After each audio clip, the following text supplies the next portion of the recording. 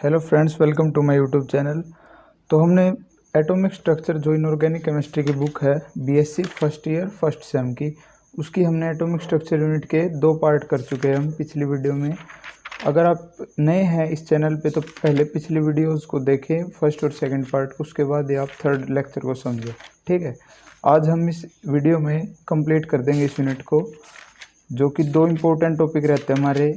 एक है, कल हमने क्या कर लिया था, क्वांटम नंबर्स कंप्लीट कर लिए थे। ठीक है, तो आज हम करेंगे 2 इम्पोर्टेंट टॉपिक्स हैं, जो कि एक है कॉन्फ़िगरेशन और सेकंड वन है हमारा स्लेटर्स रूल। ठीक है, जो कि अफेक्टिव न्यूक्लियर चार्ज के बारे में है। ठीक है, तो आज हम करेंगे कॉन्फ़िगरेशन। सबसे पहले तो कॉन्फ़िगरेशन ऑफ एन एटम। ठीक है, किसी भी एटम की कॉन्फ़िगरेशन कैसे होती है। तो कॉन्फ़िगरेशन का मतलब क्या होता है? कॉन्फ़िगरेशन होती है, जैसे कि हमने पढ़ा है कि जैसे कि हाइड्रोजन है, उसकी कॉन्फ़िगरेशन होती है 1s1। ठीक है, हीलियम होता है, उसकी कॉन्फ़िगरेशन होती है 1s2। तो ये आती कहाँ से है? ठीक है, वो हम सीखेंगे आज इस लेक्चर में, कॉन्फ़िगरेशन सीखेंगे, दैट इज़ कॉन्फ़िगरेशन। अब कॉन्फ़िगरेशन के लिए सबसे पहले तो हमें ये पता होना चाहिए कि हमारे पास ऑर्बिटल्स कितने हैं। वो मैं आपको एक बार रिवाइज करा देता हूँ। ये होता है एनर्जी लेवल। ठीक है, एनर्जी लेवल डायग्राम। ये ऊपर जाते हम एनर्जी बढ़ती है, और यहाँ पर है हमारी फर्स्ट सेल। ठीक है, 1s, जिसके पास क्या है, सिर्फ जो हमारी n = 1 होता है ना, n = 1 का मतलब एक शेल है सिर्फ। ठीक है, जो पिछली वीडियो में मैं बता चुका हूँ कि n = 1 मतलब शेल, फर्स्ट शेल है। ठीक है, n = 2 का मतलब सेकंड शेल, n = 3 का मतलब थर्ड शेल, n = 4 का मतलब फोर्थ शेल। ठीक है, तो जो n = 1 होता है ना, उसमें सिर्फ एक ही सब शेल होती है। सब शेल होता है जैसे कि क्या नाम है, किसी भी कंट्री के अंदर कोई भी स्टेट हो। ठीक है, तो n = 1 के अंदर सिर्फ एक ही स्टेट है, जो कि है 1s। ठीक है, उसके बाद आती है n = 2। तो n = 2 के अंदर 2 स्टेट हैं, जो कि है, एक है 2s और एक है 2p। ठीक है, तो 2s होता है, s का मतलब तो सिर्फ एक ऑर्बिटल। ठीक है, s के अंदर सिर्फ एक ऑर्बिटल होता है, लेकिन p के अंदर 3 होते हैं, d के अंदर 5 होते हैं, f के अंदर 7 होते हैं। ठीक है, तो ये भी मैं पिछली वीडियो में बता चुका हूँ। तो ये हो गया 2s के लिए, और 2p के लिए 3 ऑर्बिटल हो गए अलग से। ठीक है, अब n = 3 का मतलब होता है कि थर्ड शेल, ये वाली थर्ड शेल। अब इसके अंदर कौन कौन आएगा? 3s आ जाएगा, 3p आ जाएगा और 3d। ठीक है, 3 आ जाएंगे। अब इसके लिए क्या होगा? इसके लिए सिंगल, p के लिए 3 ऑर्बिट और d के लिए 5। ठीक है, 3 और 2 5। तो इसी तरह से n = 4, n = 5, ऐसे चलता रहता है ये। तो कॉन्फ़िगरेशन के लिए मैं आपको समझाना चाहता हूँ कि कॉन्फ़िगरेशन में जो इलेक्ट्रॉन है, वो सबसे पहले लोअर एनर्जी में जाएगा, उसके बाद हायर एनर्जी में, उसके बाद उससे हायर एनर्जी में। मतलब अगर हमें ये रूल नहीं पता तो हम, जैसे कि मैं कह देता हूँ कि आपको एक इलेक्ट्रॉन इन ऑर्बिटल्स में फिल करना है, तो आप किसी भी ऑर्बिट में फिल कर सकते हैं। इसमें फिल कर सकते हैं, इसमें फिल कर सकते हैं, इसमें फिल कर सकते हैं, किसी भी में भी कर सकते हैं। लेकिन ये डिसाइड किया किसने? ऑफ्बो नाम के साइंटिस्ट ने। ऑफ्बो, AUFBAU, ऑफ्बो प्रिंसिपल। ठीक है, ऑफ्बो प्रिंसिपल। देखिए, किसी भी कॉन्फ़िगरेशन को, मतलब किसी भी कॉन्फ़िगरेशन को लिखने के लिए, किसी भी एटम के लिए, किसी भी एलिमेंट के लिए कॉन्फ़िगरेशन लिखने के लिए कुछ रूल्स हैं। मेनली 3 रूल है हमारे पास। फर्स्ट है ऑफ्बो प्रिंसिपल, सेकंड कौन सा रूल है? पुलिज एक्सक्लूजन प्रिंसिपल, पुलिज एक्सक्लूजन प्रिंसिपल। ठीक है, और थर्ड वन है हमारा hunts rule of maximum multiplicity, hunts rule of maximum multiplicity.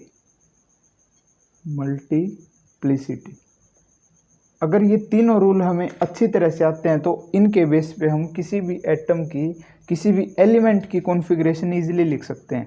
ठीक है, तो फर्स्ट रूल कहता है, ऑफ्बो प्रिंसिपल है, वो ये कहता है कि जो इलेक्ट्रॉन है वो पहले लोअर एनर्जी में फिल किया जाएगा, उसके बाद हायर एनर्जी में, उसके बाद उससे भी ज़्यादा हायर एनर्जी में। ठीक है, तो ये कहता है वो प्रिंसिपल, क्या कहता है कि electron can be field on the basis of increasing order of energy. Energy के इंक्रीजिंग ऑर्डर में जो हम इलेक्ट्रॉन को फिल करेंगे। अब हमें ये कैसे पता चलेगा कि इस सेल की एनर्जी कम है, इसकी कम है, इसकी कम है? तो उसके लिए एक रूल है N+L रूल, जिसको हम बोहर-बरी रूल भी कहते हैं, ठीक है, बोहर-बरी रूल, ठीक है। जिसकी N+L वैल्यू कम उसकी एनर्जी भी कम, जिसकी N+L वैल्यू ज़्यादा उसकी एनर्जी भी ज़्यादा। अब मैं आपको बता देता हूँ कि अगर आपको डिसाइड करना है कि 1s और 2s में से किसकी एनर्जी कम है किसकी ज़्यादा है, तो कैसे करेंगे? 1s के लिए N+L की वैल्यू क्या है? 1n तो है 1 यहाँ पे, 1s के लिए n क्या है? 1, ठीक है। n होता है जो ये आगे लिखा होता है, और s सब सेल के लिए l की वैल्यू होती है 0, तो 1 + 0 हो गया 1।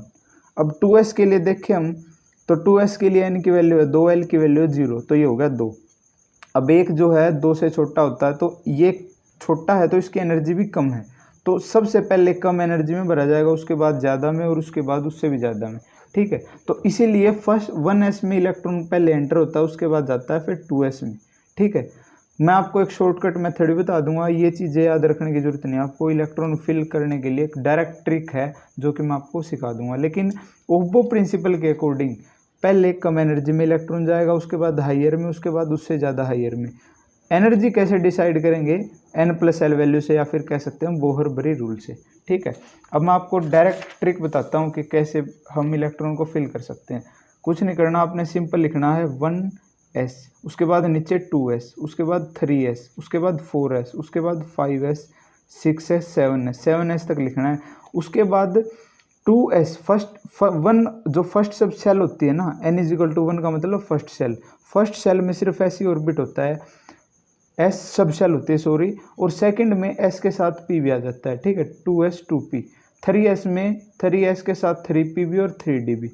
4s में 4pb और 4db, और साथ के साथ में 4f भी आ जाता है। उसके बाद तो ये चलते रहते हैं, 5s 5p 5d 5f 5g भी आ जाता है, लेकिन उसका हमारा मतलब जितने भी आज तक डिस्कवर एलिमेंट है उनमें f के बाद वालों की जरूरत ही नहीं पड़ती, तो इसलिए हम उनको लिखते भी नहीं। तो 6p 6d 6f 7p 7d 7f।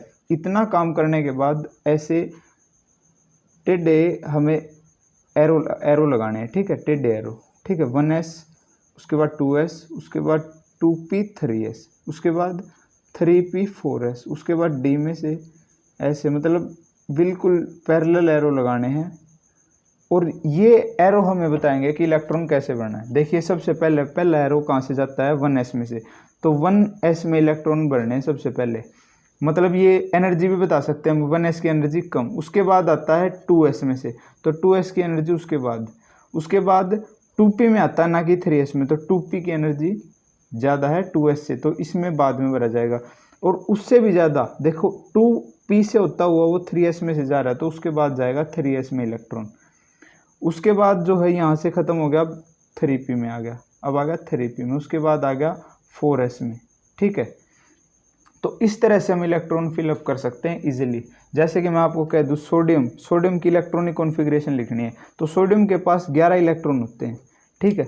तो 11 इलेक्ट्रॉन होते हैं, तो हम कैसे भर सकते हैं? सबसे पहले s में जाएगा, फिर पहले 1s में जाएगा, फिर 2s में, फिर 2p में, फिर 3s में, फिर 3p में, ठीक है।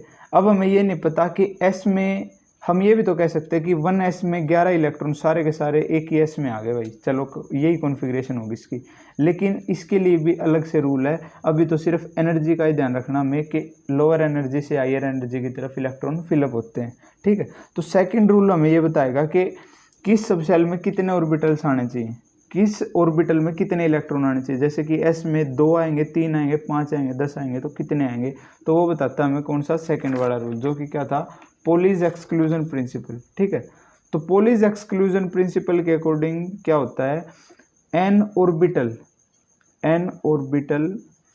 कैन हैव मैक्सिमम 2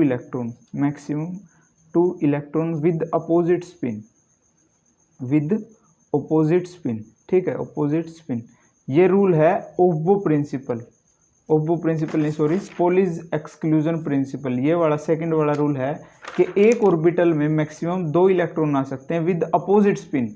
अब एस सब शेल के अंदर हमें पता है सिर्फ एक ही ऑर्बिट होता है, एस सब शेल के अंदर एक ही ऑर्बिट। पी सब शेल के अंदर होते हैं 3 ऑर्बिट, 1 2 3।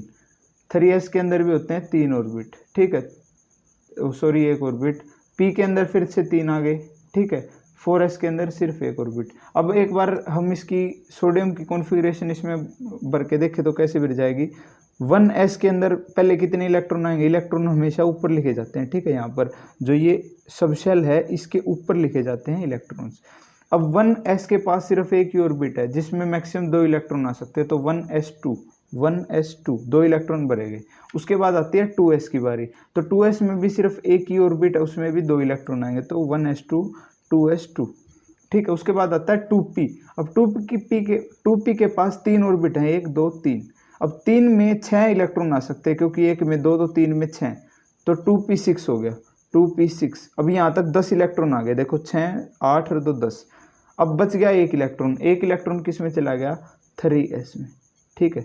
तो ये सिंपल सी कॉन्फ़िगरेशन है किसकी, सोडियम की, ठीक है। अब आप ये सोच रहे होंगे कि जब 2 रूल्स में हमने कॉन्फ़िगरेशन सीख ली तो तीसरे रूल की कहाँ जरूरत पड़ी। तो तीसरे रूल की भी बताता हूँ मैं कहाँ जरूरत पड़ेगी आपको। तो तीसरा रूल क्या है, hunts rule of maximum multiplicity, ठीक है। तो hunts rule of maximum multiplicity ये कहता है कि जब हमारे पास सेम एनर्जी के एक से ज़्यादा ऑर्बिट होते हैं, देखो ये जो p ऑर्बिट है ना, इन 3 ऑर्बिटलों की एनर्जी सेम है, ठीक है। इनको हम क्या भी कह सकते हैं, डीजनरेसी ऑर्बिटल्स भी कह सकते हैं, ठीक है,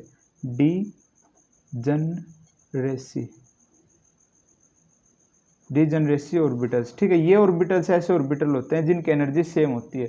अब तीनों p ऑर्बिटल्स की एनर्जी सेम है, तो हंट्स, ये कौन सा रूल है, hunts rule of maximum multiplicity, ये कहता है कि अगर हमारे पास एक से ज़्यादा ऑर्बिटल सेम एनर्जी के हैं तो हम इलेक्ट्रॉन को सबसे पहले हाफ फील्ड भरेंगे। मतलब जैसे कि मुझे जो है इन 3 ऑर्बिट में 4 इलेक्ट्रॉन भरने हैं, तो 4 इलेक्ट्रॉन आप कैसे भर सकते हो, 2 इसमें आ गए 2 इसमें आ गए, काम खत्म। लेकिन ऐसा नहीं करना, हमें क्या करना है कि सबसे पहले हाफ फील्ड भरने हैं, ठीक है, ठीक है।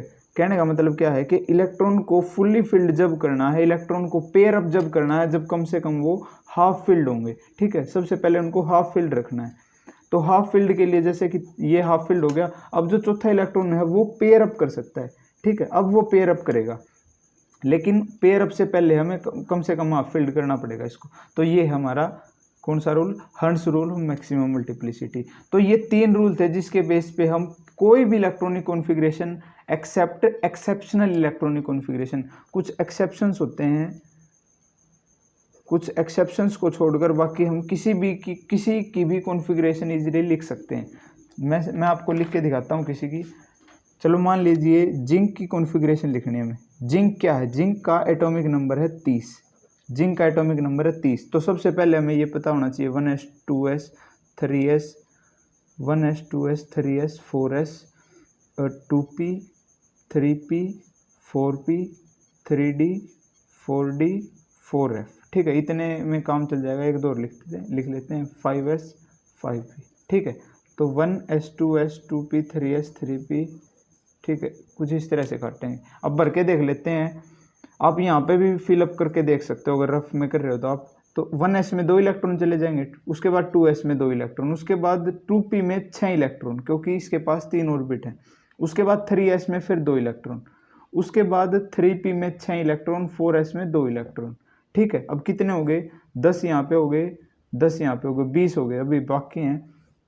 तो उसके बाद डी में कितने आ गए, डी में 10 इलेक्ट्रॉन आ गए सीधे, क्योंकि डी के पास 5 ऑर्बिटल होते हैं, 5 ऑर्बिटल होते हैं जिसमें कि एक में 2 आएंगे तो 10 आ गए, ठीक है। तो ये होगी कॉन्फ़िगरेशन किसकी, जिंक की। जिंक की कॉन्फ़िगरेशन क्या होगी, 1s2 2s2 2p6 3s2 3p6 4s2 3d10, ये होगी कॉन्फ़िगरेशन किसकी, जिंक की, ठीक है। हमें कुछ नहीं करना, हमें सिंपल ऐसे टेढ़े एरो लगा देने हैं, उसके बाद इनकी configuration according to the arrow, ठीक है। एरो के अकॉर्डिंग हम इनकी कॉन्फ़िगरेशन भरेंगे, जिसमें से एरो पहले गया उसमें पहले इलेक्ट्रॉन आएंगे, उसके बाद सेकंड वाले में आएंगे, ठीक है।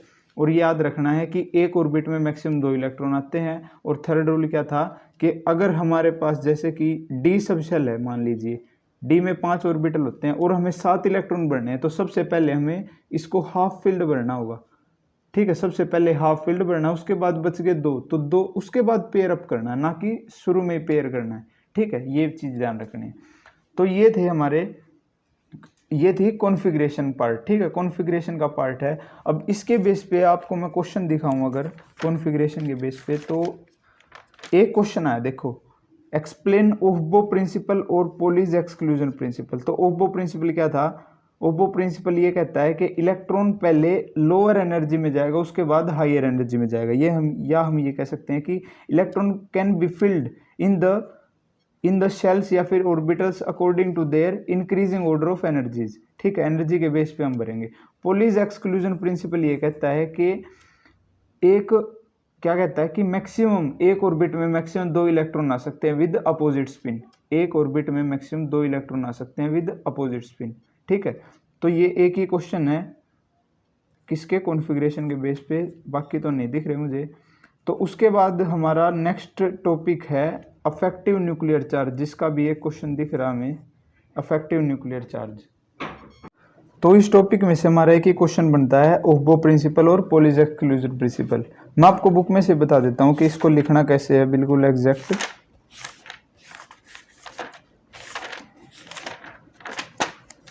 तो देखिए, ओह्बो प्रिंसिपल लिखना है, इट स्टेट्स दैट, थोड़ा सा आगे कर लेते हैं। ओह्बो प्रिंसिपल कहता है, it states that in the ground state of an atom an electron enters the orbit of lower energy first and subsequent electrons are fed या filled in the order of increasing energy. ठीक है, यही है कि पहले electron जो है lower energy में जाएगा, उसके बाद हम हाइयर एनर्जी में, जैसे जैसे इलेक्ट्रॉन बढ़ते जाएंगे तो वो हाइयर एनर्जी में बढ़ने हमें। ठीक है, सिंपल सी डेफिनेशन है किसकी? ओह्बो प्रिंसिपल की।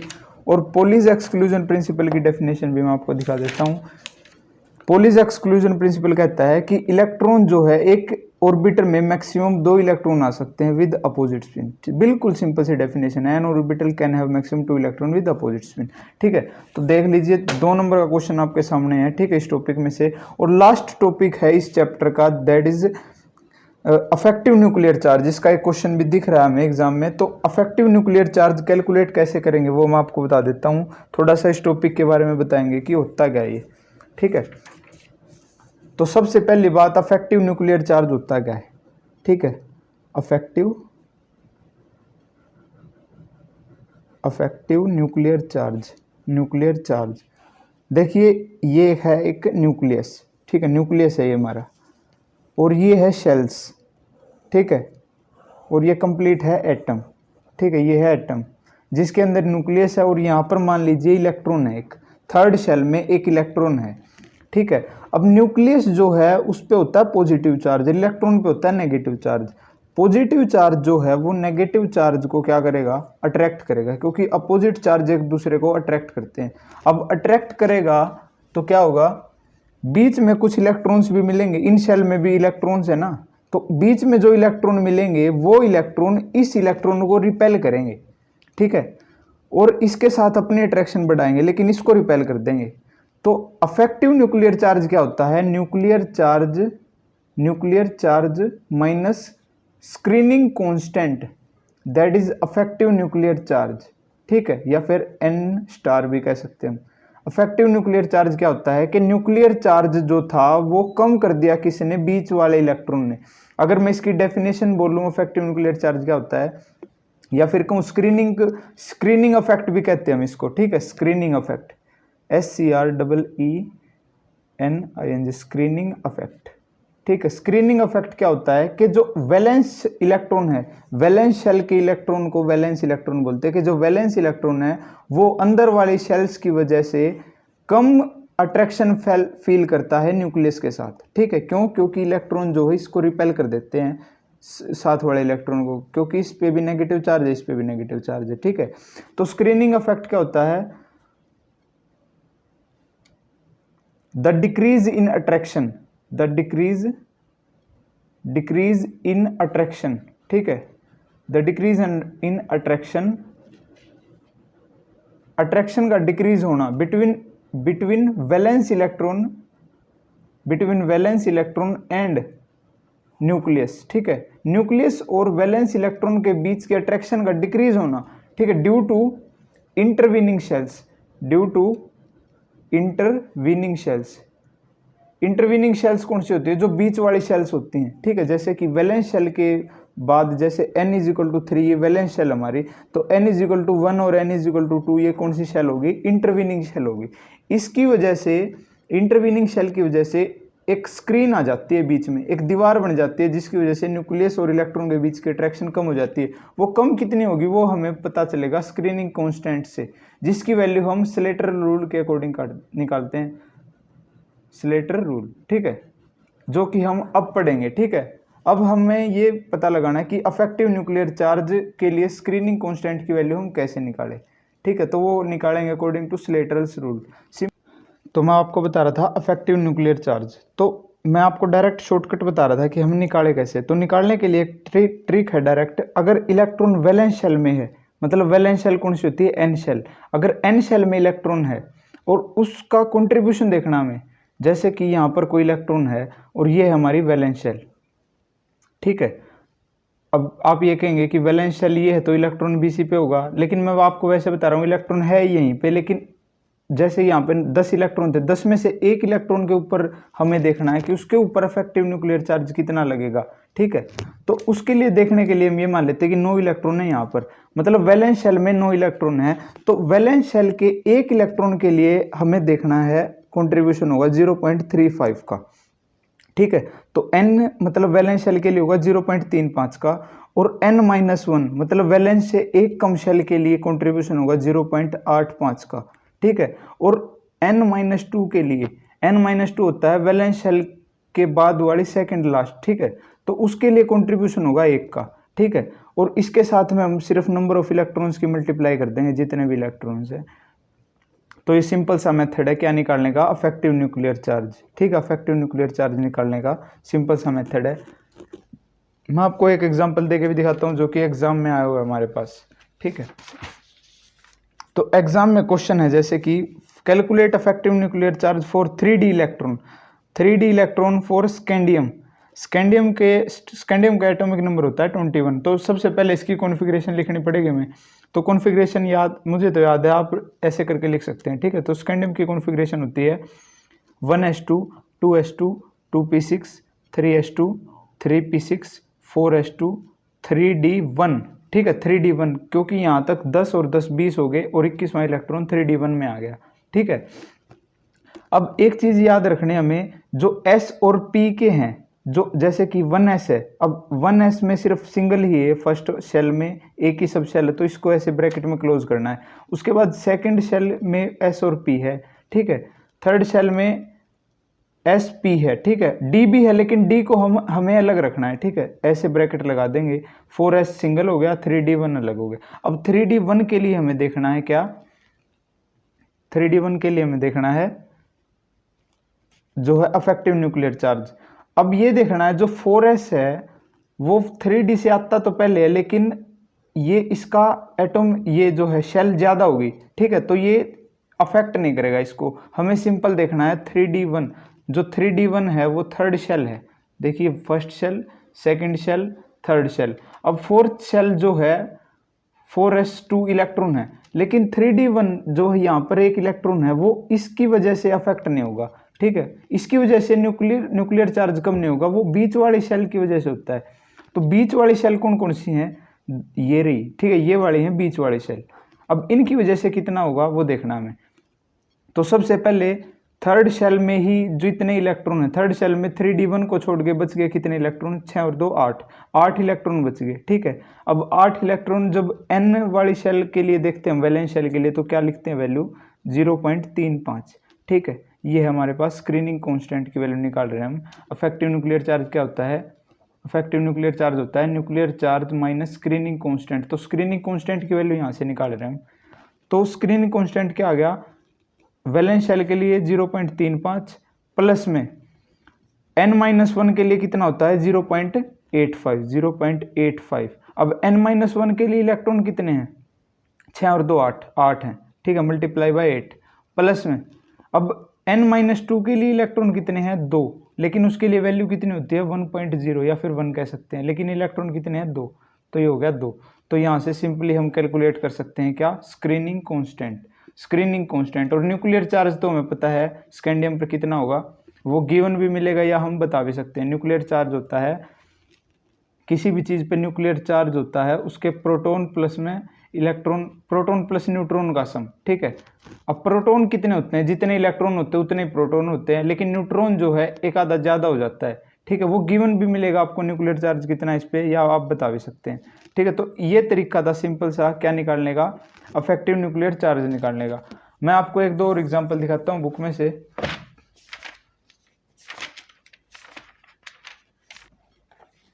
जैसे कि ये फर्स्ट वाला क्वेश्चन है, calculate the affective nuclear charge for outer electron 2p oxygen के 2p के लिए, ठीक है, जिसकी कॉन्फ़िगरेशन क्या है 1s2 2s2 2p4, ठीक है। अब इसके लिए हमें क्या निकालना है, इसके लिए हमें निकालना है सबसे पहले तो स्क्रीनिंग कांस्टेंट निकालना, उसके बाद ही हम अफेक्टिव न्यूक्लियर चार्ज निकाल सकते हैं। वो क्या होता है, nuclear charge minus screening constant, ठीक है, ठीक है इतना। तो स्क्रीनिंग कांस्टेंट की वैल्यू कैसे निकालेंगे हम, स्क्रीनिंग कांस्टेंट की वैल्यू निकालेंगे, सबसे पहले हमें ये देखना है कि कौन से इलेक्ट्रॉन के लिए निकालना है, 2p4 के लिए। तो 2p4 में 4 इलेक्ट्रॉन है, तो एक इलेक्ट्रॉन को हम सेपरेट कर देते हैं, बच गए 3 इलेक्ट्रॉन। तो 3 इलेक्ट्रॉन बच गए, तो 3 ये और 2 ये, 3 और 2 5, 5 इलेक्ट्रॉन किस में है, वैलेंस शेल में हमारे। तो वैलेंस शेल में इलेक्ट्रॉन तो है 5, लेकिन वैलेंस शेल की वजह से स्क्रीनिंग कांस्टेंट कितना लगता है 0.35, ठीक है, प्लस में। अब n-1 के लिए वैल्यू होती है 0.85 की, और इलेक्ट्रॉन कितने हैं 2, तो ये सिंपल सा आ गया, कितना आ गया, इसको सोल्व करके हम इजीली निकाल सकते हैं। ये वैल्यू आ जाती है 3.45, स्क्रीनिंग कांस्टेंट की वैल्यू आ गई क्या 3.45। अब न्यूक्लियर चार्ज कैसे निकालेंगे, effective nuclear charge minus screening constant. अब न्यूक्लियर चार्ज ऑक्सीजन पे होता है 8 का, ठीक है, एक्चुअल न्यूक्लियर चार्ज ऑक्सीजन पे होता है वो 8 का होता है, तो 8 माइनस 3.45, तो यहाँ से वैल्यू आ जाएगी 4.55, ठीक है। असल में ऑक्सीजन का न्यूक्लियर चार्ज तो था 8, लेकिन बीच वाली शेल की वजह से उसका घट के कितना हो गया 4.55। तो यही बताता है हमें क्या, स्लेटर्स रूल बताता है कि असल में अफेक्टिव कितना चार्ज है। चार्ज एग्जैक्ट तो है 8 ऑक्सीजन का, लेकिन इंटरवीनिंग शेल की वजह से कितना कम हो गया, 3.45 कम हो गया, और बच गया कितना 4.55, ठीक है। तो एक दो और एग्जांपल दिखा देता हूं आपको मैं।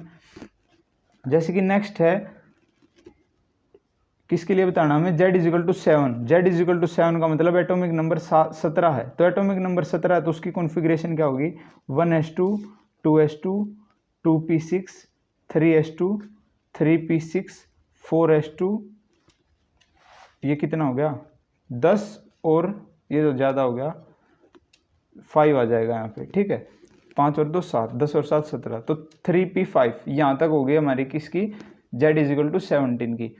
अब हमें बताना है कि 3p में जो इलेक्ट्रॉन है उस एक इलेक्ट्रॉन पे कितना है। अब 3p में 5 इलेक्ट्रॉन है, तो एक इलेक्ट्रॉन पे बताना, तो उसको 2 कर देंगे अलग, बच गए कितने 4 इसके और 2 इसके, तो p में कितने इलेक्ट्रॉन है 6, समझ रहे हो। एक इलेक्ट्रॉन 5 थे टोटल इलेक्ट्रॉन, तो एक इलेक्ट्रॉन पे तो हमें कैलकुलेट करना है, तो उसको तो रख देंगे अलग, बच गए कितने 4 और 2 ये हो गए, तो टोटल हो गए 6। अब वैलेंस शेल है यही हमारी, तो वैलेंस शेल के लिए वैल्यू होती है 0.35 की, ठीक है। प्लस में ये हम स्क्रीनिंग कांस्टेंट निकाल रहे हैं, प्लस में क्या आएगा n-1 के लिए, n-1 कौन सी है सेकंड वाली, तो सेकंड के लिए 0.85 की वैल्यू होगी, और टोटल इलेक्ट्रॉन्स कितने हैं 6 इसमें 2 इसमें 8, प्लस 1.01 किसके लिए होगी n-2 के लिए, जो कि कितनी है 2 इलेक्ट्रॉन है, तो 2 इलेक्ट्रॉन, ठीक है। तो ये सिंपल सा आ गया स्क्रीनिंग कांस्टेंट की वैल्यू। अब न्यूक्लियर, ये तो हम निकाल सकते हैं इफेक्टिव न्यूक्लियर चार्ज क्या होगा, nuclear charge minus screening constant. Main तो यही है कि हमें स्क्रीनिंग कांस्टेंट निकालना आना चाहिए, ठीक है। तो ऐसे निकालते हैं स्क्रीनिंग कांस्टेंट, और मैंने आपको क्वेश्चन भी बता दिया। तो अगर हम ओवरऑल देखें तो इस यूनिट में से हमने कितने क्वेश्चन कवर कर लिए, तो 2 नंबर का ये हो गया, 2 का ये हो गया 4, और 2 6, और 3 6 और 3 9, तो 9 मार्क्स का हमने क्वेश्चन इसमें से कवर कर लिया, ठीक है, फर्स्ट यूनिट में से। बाकी के सेकंड यूनिट हम नेक्स्ट वीडियो में देखेंगे। लेकिन इस वीडियो में अगर आपको किसी भी तरह की कोई भी डाउट है, तो आप कमेंट सेक्शन में ज़रूर मेंशन कर दें। आपका मतलब या तो मैं उसके लिए स्पेशल वीडियो बना दूंगा अगर कोई कमेंट जेन्युइन होगा या थोड़ा सा डिफ़िकल्ट होगा किसी का कमेंट, लेकिन अगर ऐसे ही हम कमेंट में ही सोल्व कर सकते हैं तो उसको वैसे भी देख लेंगे। ठीक है, तो थैंक यू गाइज, और चैनल को सब्सक्राइब ज़रूर करना।